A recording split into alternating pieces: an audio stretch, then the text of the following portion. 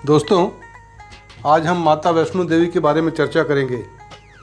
हिंदू मान्यता के अनुसार शक्ति को समर्पित पवित्रतम हिंदू मंदिरों में से एक है वैष्णो माता जी का मंदिर। यह जम्मू और कश्मीर की पहाड़ियों पर स्थित है।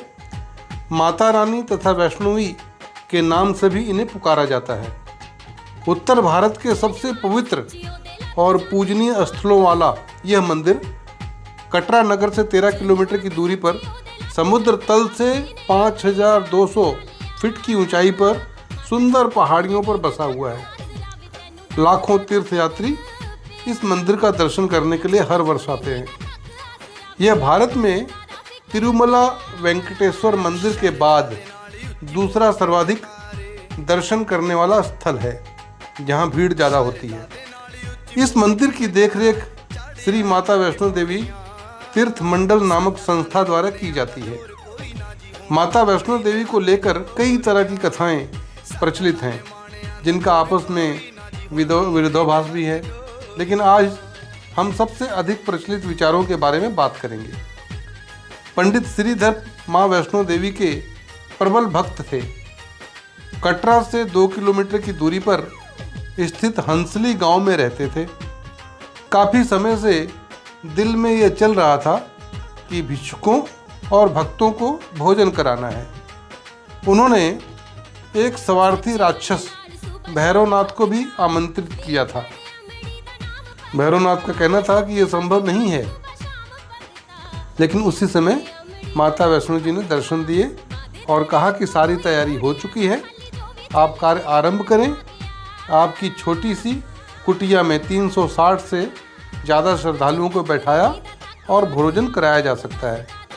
उस दिन एक दिव्य बालिका उस दौरान वहाँ मौजूद रही और सब कुछ अच्छे ढंग से संपन्न हो गया।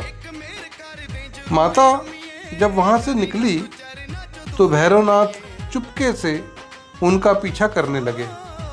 भैरवनाथ से बचने के लिए वैष्णो देवी ने अर्धकुंवारी के पास गर्भ जून में शरण ले ली, जहां 9 महीनों तक ध्यान मग्न रहीं और शक्तियां प्राप्त की। लेकिन भैरवनाथ ने उन्हें ढूंढ लिया और उनकी साधना भंग कर दी। कहते हैं इस दौरान हनुमान जी माता जी की रक्षा करने के लिए यहाँ आए और भैरवनाथ से घमासान युद्ध हुआ। इस बीच हनुमान जी को प्यास लगी थी, इसलिए माता जी ने वाण मारकर वाण गंगा नदी को पैदा किया। काफी समय तक युद्ध चलता रहा।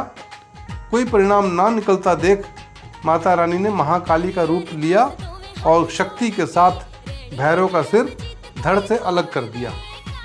वार इतना जोरदार था कि खोपड़ी पवित्र गुफा से 2.5 किलोमीटर की दूरी पर भैरवी घाटी नामक स्थान पर जाकर गिरी, जिसे अब भवन भी कहा जाता है। भैरव ने मरते समय क्षमा याचना मांगी।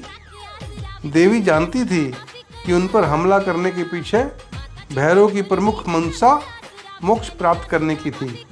उन्होंने न केवल भैरव को पुनर्जन्म के चक्र से मुक्ति प्रदान की, बल्कि उसे वरदान भी दिया कि माँ वैष्णो के दर्शन के बाद भैरवनाथ के दर्शन करने पर ही यात्रा सफल और मनोकामना पूरी होगी।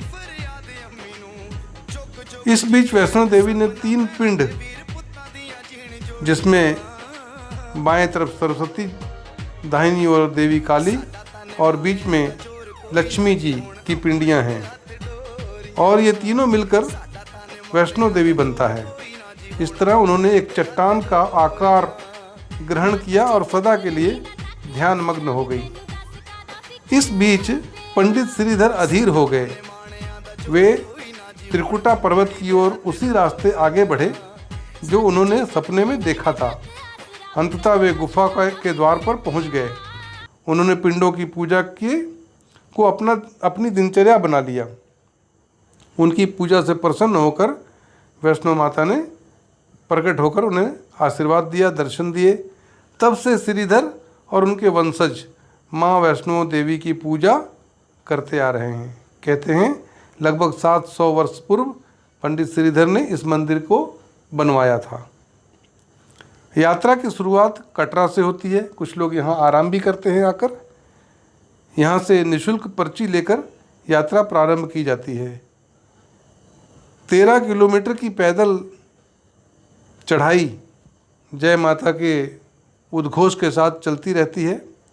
पैदल के अलावा पिट्ठू, पालकी और घोड़ों की सवारी भी आप यहाँ से ले सकते हैं। आजकल तो हेलीकॉप्टर की सेवा भी शुरू हो चुकी है, जो 2.5 किलोमीटर पहले सांझी सत छत तक लेकर जाते हैं। आजकल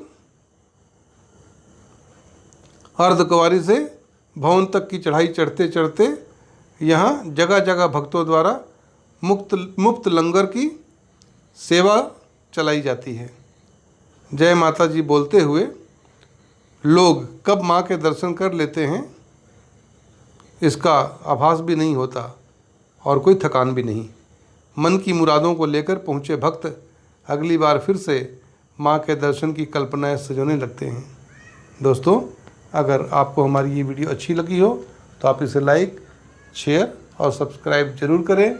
आपके कमेंट्स ज़रूर लिखें ताकि मैं आपके लिए और भी बेहतर वीडियो पेश कर सकूं। Thank you very much.